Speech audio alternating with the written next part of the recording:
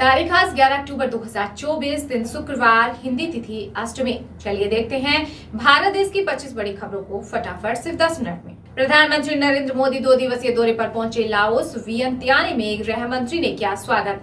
ASEAN Bharat और 19वें पूर्वी शिखर सम्मेलन में लेंगे भाग।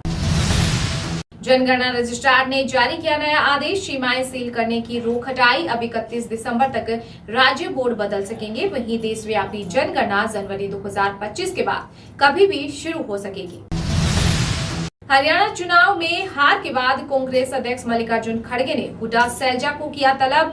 राहुल गांधी के सामने हुई समीक्षा बैठक। राहुल बोले कि नेताओं का इंटरेस्ट पार्टी से ऊपर रहा। वहीं कांग्रेस नेता अजय माकन बोले कि नेताओं में मतभेद भी हार की बड़ी वजह।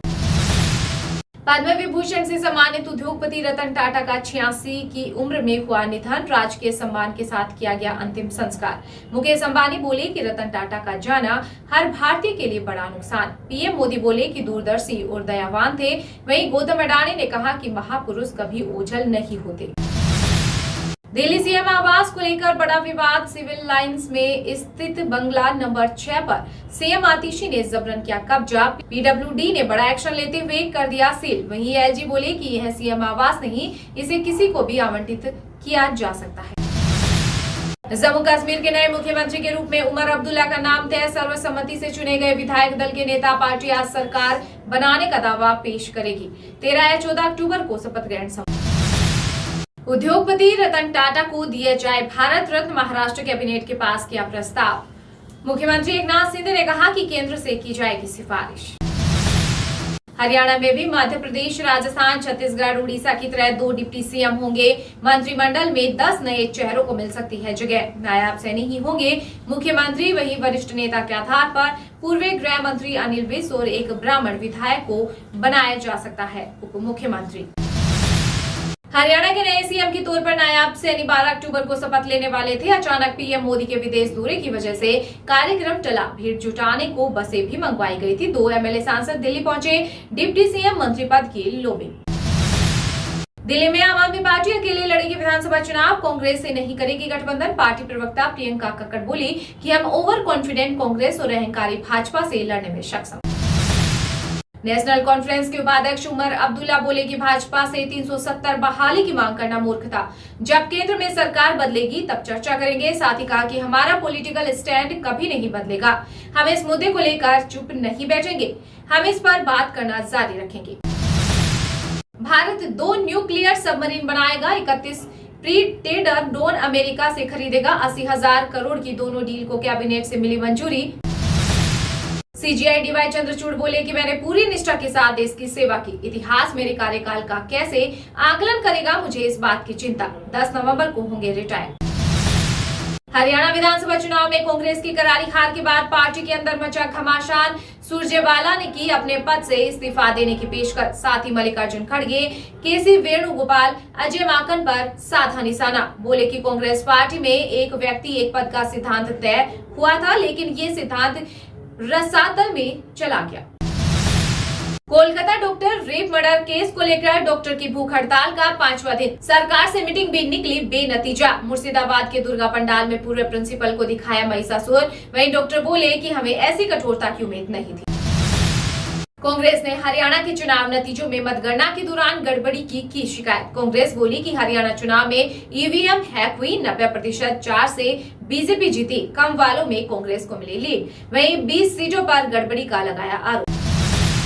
उद्योगपति रतन टाटा के निधन पर देश में शोक की लहर। पीएम मोदी, राहुल गांधी, राजनाथ से लेकर सीतारमण, सुधा मूर्ति समेत तमाम लोगों ने जताया दुख। वहीं केंद्रीय गृह मंत्री अमित शाह अंतिम संस्कार में हुए शामिल। बोले कि वे न केवल भारत में बल्कि दुनिया में एक सम्मानित उद्योगपति थे।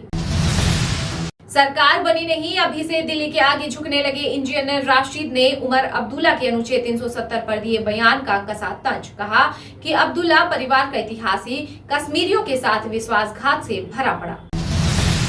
केंद्रीय राज्य मंत्री राव इंद्रजीत सिंह ने फिर सीएम का दावा ठोका। बोले कि उन्होंने सरकार बनाई, पार्टी को ध्यान रखना चाहिए। एक पूर्व मुख्यमंत्री ने हमें बांटना चाहा। हरियाणा में 3 निर्दलीय विधायकों ने बीजेपी को दिया समर्थन। इसमें देश की सबसे अमीर महिला सावित्री जिंदल भी शामिल। भाजपा के पास अब 51 एमएलए हुए। केंद्रीय मंत्री मनोहर लाल खट्टर के संसदीय क्षेत्र की सभी विधानसभा सीटें बीजेपी ने जीती। हरियाणा चुनाव में सोनीपत के सांसद का सबसे खराब प्रदर्शन, कांग्रेस 7 सीटें हारी।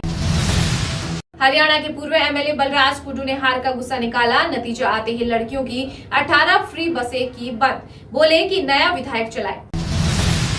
अमेरिका ने रतन टाटा के निधन पर जताया शोक। गूगल के सीईओ सुंदर पिचाई ने याद की आखिरी मुलाकात, कहा कि उन्होंने भारत में आधुनिक व्यावसायिक नेतृत्व को मार्गदर्शन और विकसित करने में अहम भूमिका निभाई। हरियाणा की हार से कांग्रेस में खटपट, सैलजा समर्थक बोले कि हमें हराया गया। वहीं गोगी ने कहा कि सैलजा के अपमान से दलितों ने वोट नहीं दिए। मानगो सीएचसी बना झारखंड का पहला ई अस्पताल, अब घर बैठे लगेगा नंबर। मंत्री बन्ना गुप्ता ने किया उद्घाटन, कहा कि चिकित्सा के क्षेत्र में तकनीक का इस्तेमाल कर मरीजों को बेहतर सेवा देने का किया जा रहा प्रयास। हरियाणा के रेवाड़ी में जीत के बाद भाजपा ने किया road show. Door to door व्यापारियों से मिले लक्ष्मण यादव, बोले कि जनता का अभूतपूर्व साथ मिला।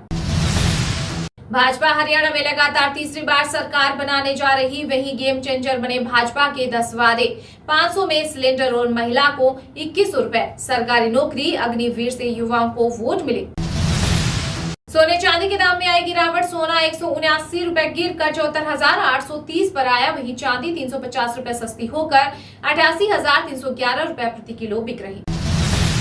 यूपी उपचुनाव में कुंदर की सीट पर भाजपा की रणनीति तय करेगा साइकिल सवार, सपा में 25 से अधिक सीटों के दावेदार। हाथरस भगदड़ के 3 महीने बाद भोले बाबा न्यायिक आयोग के सामने हुए पेश। वकील ने किया दावा, कहा कि हाथरस भगदड़ में आयोग ने क्लीन चिट दी। 2.15 घंटे पूछे गए सवाल। भारत ने सच्चा रत्न खोया, असंभव को संभव किया। पद्म विभूषण रत्न टाटा के स्वर्गवास पर आम आदमी पार्टी के संयोजक अरविंद केजरीवाल ने सोशल मीडिया पर पोस्ट कर जताया दुख। वहीं सीएम आतिशी बोली कि उन्होंने हमेशा देश को सबसे ऊपर रखा। हरियाणा में कांग्रेस की अग्रेसिव जाट पॉलिटिक्स के छिटके बाकी वर्ग, 19 जाट एमएलए में 13 कांग्रेस के, सभी 6 अहीर बीजेपी के। बिहार ओला इलेक्ट्रिक के खिलाफ 10,000 से ज्यादा शिकायतें दर्ज, सरकार ने कंपनी से 18 अक्टूबर तक मांगा जवाब। वहीं अगर कंपनी ने जवाब नहीं दिया तो सरकार नए कंज्यूमर एक्ट के तहत लेगी बड़ा एक्शन। अमेरिका के पूर्व राष्ट्रपति डोनाल्ड ट्रंप ने बांधे पीएम मोदी के तारीफों के पुल, बताया सबसे अच्छा इंसान। बद्री केदारनाथ मंदिर में भोग प्रसाद की गुणवत्ता के लिए एसओपी जारी, साल में कम से कम एक बार फूड सेफ्टी ऑडिट होगा। तिरुपति मंदिर मामले के बाद उठाया गया कदम। हिमाचल में दुकानों पर लगे सनातन सब्जी वाला पोस्टर, हिंदुओं के सामने खरीदने लगे और मुसलमानों का बहिष्कार करने की अपील। देवभूमि संघर्ष समिति लगा रही पोस्टर। पंजाब के 3 जिलों की कुछ पंचायतों की चुनावी प्रक्रिया पर लगाई रोक, हाईकोर्ट ने सुनाया फैसला। 100 चुनावी याचिकाओं पर आज होगी सुनवाई। फायर सेफ्टी नियमों पर बॉम्बे हाईकोर्ट की सख्त टिप्पणी, कहा कि मानदंड लागू नहीं किए तो मुंबई के सभी डेवलपमेंट प्रोजेक्ट रोके जा सकते हैं। बिहार के सरकारी स्कूलों में जींस टी शर्ट पहनने पर होगा एक्शन, शिक्षा विभाग का निर्देश। फॉर्मल ड्रेस में आए टीचर, नाच गाने और रील बनाने पर भी लगी रोक। रतन टाटा के शिमला कनेक्शन पर भ्रम, बिजनेस टाइकून की बीसीएस में पढ़ाई के प्रमाण नहीं, स्कूल बोर्ड में रतन नहीं, आरडी टाटा के नाम। मध्य प्रदेश के भोपाल में सजा अनोखा बाजार, जहां बिकेंगे रावण 1 से 50 फीट तक ऊंचे। 300 कारीगर बना रहे, दशहरे पर 7,000 पुतले जलेंगे। दशहरा दिवाली से पहले यूपी में अलर्ट, सार्वजनिक स्थानों पर बढ़ाई गई पुलिस प्रशासन की मौजूदगी। दिल्ली में होगा दुनिया के सबसे ऊंचे रावण का दहन, 40 कलाकारों ने 4 महीने में बनाया 211 फीट का पुतला। चुनाव से पहले सीएम हेमंत सोरेन का नया दाव, झारखंड में 2 आईएएस अधिकारियों का किया तबादला, कई पुलिसकर्मी हुए इधर से उधर। देश का मानसून ट्रैकर, एमपी में मंदिर पर बिजली गिरने से शिवलिंग हुआ खंडित, वहीं छत्तीसगढ़ में एक की हुई मौत। आज 13 राज्यों में बारिश का अलर्ट। बांग्लादेश के खिलाफ भारत का जलवा कायम, भारत ने टी20 क्रिकेट में रिकॉर्ड 36वीं बार 200 प्लस का स्कोर बनाया। वहीं भारत के बाद ऑस्ट्रेलिया ने 23 बार 200 प्लस रन बनाए। ईरान पर पलटवार की तैयारी में इजराइल, नेतन्याहू ने 30 मिनट की बाइडेन से बात, रक्षा मंत्री बोले ऐसा हमला होगा ईरान समझ नहीं पाएगा। साउथ कोरिया से लगी सीमा बंद करेगा नॉर्थ कोरिया, किम जोंग की सेना ने land mine anti tank caps बिछाए, सभी सड़कें और रेल मार्ग भी बंद होंगे। अमेरिका में हेलेन तूफान का कहर, 225 लोगों की हुई मौत, 225 किलोमीटर प्रति घंटे की रफ्तार से बढ़ रहा। 12 राज्यों में 1.20 करोड़ लोग हुए प्रभावित, 1000 फ्लाइट्स रद्द।